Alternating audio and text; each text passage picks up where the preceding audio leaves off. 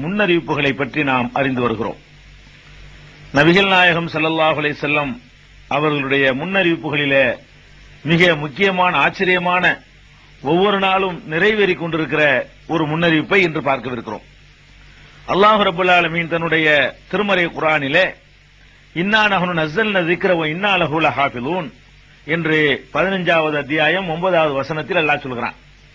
அதாவது இந்த திருமறை குர்ஆனை, இந்த அறிவுரை, இந்த போதனையை நாமே இறக்கினோம், நாமே பாதுகாத்து தீருவோம் என்பது திருக்குர்ஆனுடைய இந்த வசனம். இத குர்ஆன் பாதுகாக்கப்படுது என்ற அடிப்படையில் மாத்திரம் நீங்க எடுத்துக்கொள்ளக் கூடாது. இதுல மிகப்பெரிய அற்புதமான ஒரு முன்னறிவிப்பு அடங்கியிருக்கிறது. இதை நாமே அருளினோம், நாமே இதை பாதுகாப்போம் என்பது இந்த குர்ஆன் வசனத்தினுடைய பொருள். நபிகள் நாயகம் ஸல்லல்லாஹு அலைஹி வஸல்லமுடைய காலத்திலே நபிகள் நாயகம் ஸல்லல்லாஹு அலைஹி வஸல்லத்திற்கும் எழுத படிக்க தெரியாது. இது நமக்கெல்லாம் தெரிந்த ஒரு செய்தி. அந்த சமுதாயத்தில் உள்ளவர்களுக்கும் கணிசமான மக்களுக்கு எழுத படிக்க தெரியாது.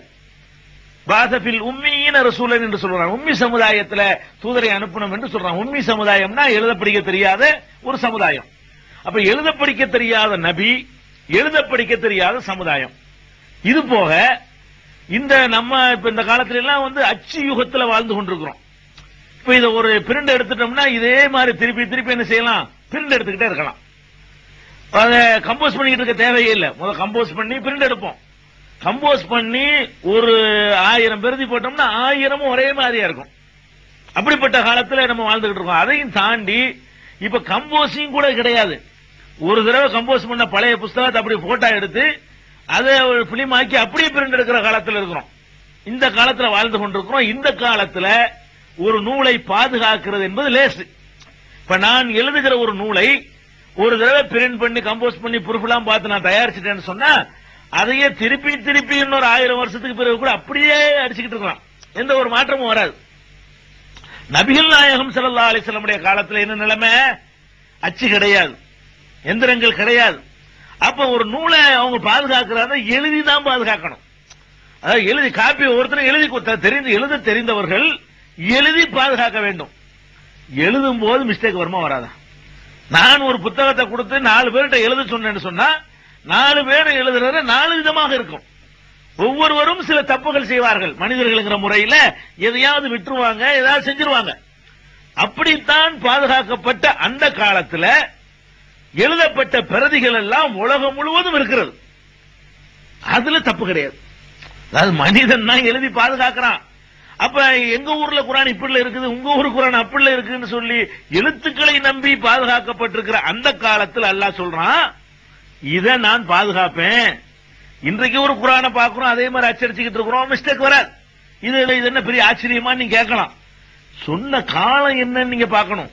ஒரு நகல் ஒரு பிரதி எனக்கு வேணும்னு சொன்னா நான் அந்த பிரதி ஒரு குர்ஆனை நான் தயாரிப்பதற்காக வேண்டி பல வருடங்களை நான் செலவு பண்ணணும். ஒரு குர்ஆன் எனக்கு அந்த காலத்துல எல்லாம் ஒரு குர்ஆன் எனக்கு வேணும்னு சொன்னா கடையில போய் வாங்கிட்டு வர முடியாது. நான் உட்கார்ந்து ஒரு யார்ட்டையாவது குர்ஆன் வச்சுக்கிற ஆள்கிட்ட வாங்கிட்டு வந்து நான் அதுக்குள்ளேயே எழுதுறதுக்கு ஒரு சாதனங்களை வைத்துக் கொண்டு தினசரி ஒரு 5 பக்கம் 2 பக்கம் நான் உட்கார்ந்து மெனக்கெட்டு கவனமா எழுத வேண்டும். இந்த மாதிரி பாதுகாக்கிற காலத்துல அல்லாஹ் சொல்கிறான், இன்னா நஹ்னு நஸல்னா ஸிக்ர வ இன்னா லஹு லஹாஃபிலூன், நாம் தான் இந்த வேதத்தை இறக்கினோம், நாமே பாதுகாப்போம் என்று அல்லாஹ் சொல்கிறான். இப்படி சொன்னதுக்கு தகுந்த மாதிரி இன்றைக்கு 1400 வருடங்களை கடந்து விட்ட பிறகு பார்த்தால் குர்ஆன் பாதுகாக்கப்பட்டிருக்கிறது. நபிகள் நாயகம் ஸல்லல்லாஹு அலைஹி வஸல்லம் காலத்திற்கு பிறகு அபூபக்கர் சித்திக் ரலியல்லாஹு அன்ஹு காலத்துல அந்த குர்ஆன் தொகுக்கப்பட்டு ஒருங்கிணைக்கப்பட்டு உஸ்மான் ரலியல்லாஹு அன்ஹு காலத்துல பல பிரதிகள் எடுக்கப்பட்டு பல நாடுகளுக்கும் அனுப்பப்பட்டன. அந்த பிரதிகள் இன்னைக்கு கூட தாஷ்கண்ட்ல, ரஷ்யாவுடைய தாஷ்கண்ட் நகரத்துல மியூசியத்தில் இருக்கிறது. அதே மாதிரி இஸ்தம்பூல்ல இருக்கிறது. இந்த குர்ஆன் பிரதி இன்னைக்கு கையில வைத்துக் கொண்டு உங்கள் கையில் இருக்கிற குர்ஆன் பிரதியை வச்சு பாத்தீங்கன்னா ரெண்டும் ஒரே மாதிரியா இருக்கும். அந்த காலத்தில் உள்ள எழுத்துக்கள் ரெண்டும் மாறி இருக்குமே தவிர வாசிக்கிற முறைகள் ஒரே மாதிரியா இருக்கிற அற்புதத்தை பார்க்கிறோம். எந்த ஒரு மாற்றத்தையும் காணோம். அதே மாதிரி அந்த குர்ஆனை வைத்து அப்படி வாசிக்க சொல்ல வேண்டியது, இந்த குர்ஆனை ஒருத்தர் வாசிக்க சொல்ல வேண்டியது, எதுலையும் ஒரு வார்த்தை ஒரு எழுத்து கூடல, ஒரு எழுத்து குறையல. அது பாதுகாக்கப்படுது. முஸ்லிம்களுக்கு மத்தியில் எத்தனையோ பிரிவுகளாக நம்ம பிரிஞ்சிட்டா கூட எந்த பிரிவு கேட்டாலும் இதுதான் குர்ஆன்ங்கறாங்க. இந்தியாவுக்கு எது குர்ஆன் அதுதான் அமெரிக்காவுக்கும் குர்ஆன், அமெரிக்காவில் எது குர்ஆன் அதுதான் அரபு நாட்டுக்கும் குர்ஆன், அரபு நாட்டுக்கு எது குர்ஆனோ அதுதான் உலகத்தில் எங்க பார்த்தாலும் குர்ஆன். அப்ப குர்ஆன் என்பது பிரதேசங்களுக்கு தகுந்தவாறு மாறவில்லை, நாட்டுக்கு தகுந்தவாறு மாறவில்லை, காலத்துக்கு தகுந்தவாறு மாறவில்லை. எல்லா காலத்திலையும் 14 நூற்றாண்டுகளாக ஒரே மாதிரியாக இருக்கக்கூடிய அதிசயத்தை பார்க்கிறோம். இது 14 நூற்றாண்டு பாதுகாக்கிற ஒரு அமைப்பு ஏற்பாடுகள் இல்லாத காலத்தில் இருந்த இது இன்றைக்கு பாதுகாத்து ஒரே மாதிரி இருக்கு பாருங்க. முன்னறிவிப்பு நிறைவேறுது. இது எப்ப நிறைவேறுது? நபிகள் நாயகம் ஸல்லல்லாஹு அலைஹி வஸல்லம் காலத்தில் நிறைவேறியது, சஹாபாக்கள் காலத்தில் நிறைவேறியது, முதல் நூற்றாண்டில் நிறைவேறியது, 2வது நூற்றாண்டில் நிறைவேறியது, 3வது நூற்றாண்டில் நிறைவேறியது, நீங்கள் வாழ்ந்து கொண்டிருக்கிற இந்த நூற்றாண்டிலும் நிறைவேறிக் கொண்டிருக்கிறது. இன்னொரு 10,000 வருஷம் கழிந்தாலும் இப்படியே இருக்கும். இன்னும் 10,000 வருஷங்கள உலகம் கடந்து போனாலும் குர்ஆன் இப்படியே இருக்கும். இன்னும் பாதுகாப்பதற்குரிய சாதனங்கள் அதிகமா இருக்கிற காலம் இது. அந்த காலத்திலே பாதுகாக்கப்பட்ட ஒன்று இனிமேல் பாதுகாக்கப்படாமல் போன்னு சொல்ல முடியாது. அப்படிப்பட்ட காலத்தில் நம்ம வாழ்ந்து கொண்டிருக்கிறோம்.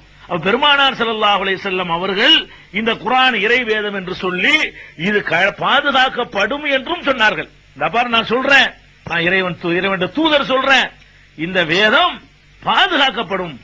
எப்ப சொல்றாங்க? அவர்கள் வாழ்ந்த காலத்தில் வேதம் கொடுக்கப்பட்ட பல சமுதாயம் இருந்தது, அவர்கள் பாதுகாக்க முடியல. ஈசா நபிக்கும் நபிகள் நாயகம் ஸல்லல்லாஹு அலைஹி வஸல்லத்துக்கும் 570 வருஷம் வித்தியாசம். 570 வருஷத்துக்கு பாதுகாக்க முடியல. 570 வருஷத்துக்கு பாதுகாக்க முடியாத காட்சியை பார்க்கறாங்க. வேதத்தை பாதுகாக்கிறது பயங்கரமான கஷ்டம் தெரியுது உங்களுக்கு. ஆனால் அல்லாஹ்விடமிருந்து வந்த செய்தியா இருக்குன்னா அடிச்சு சொன்னாங்க, இது பாதுகாக்கப்படும், கடைசி வரைக்கும் பாதுகாக்கப்படும், உலகம் யுகமுடிவு நாள் வரைக்கும் அழிகிற வரைக்கும் பாதுகாக்கப்படும் என்று திருமறை குர்ஆன் மூலமாக அவங்க அந்த முன்னறிவிப்பை செஞ்சாங்க. இன்னைக்கு அதை அனுபவிச்சுக்கிட்டு இருக்கோம், கண் கூட கண்டுகிட்டு இருக்கோம். இந்த பாதுகாக்கப்பட்டிருக்க இது ஒன்னும் இறைவேதம் உங்களுக்கு காட்டல. இது எப்படி சாத்தியமாச்சு? எத்தனை பேர் கையில எழுதும் போது தப்பு வந்திருக்காதா? ஆளுக்கு ஒரு மாதிரி எழுதிருக்க மாட்டாங்களா? 2 சஹாபி 2 மாதிரி எழுதுனா அந்த 2 பேர்ட்ட எங்க எல்லாம் போனுச்சோ அத்தனை குர்ஆன் உண்டாயிருக்குமே, ஏன் உண்டாவல? அப்ப இதான் நமக்கு ஆச்சரியமா இருக்குது. இது இறைவேதம் என்பதற்கு பெரிய ப்ரூஃபாக இருக்கு.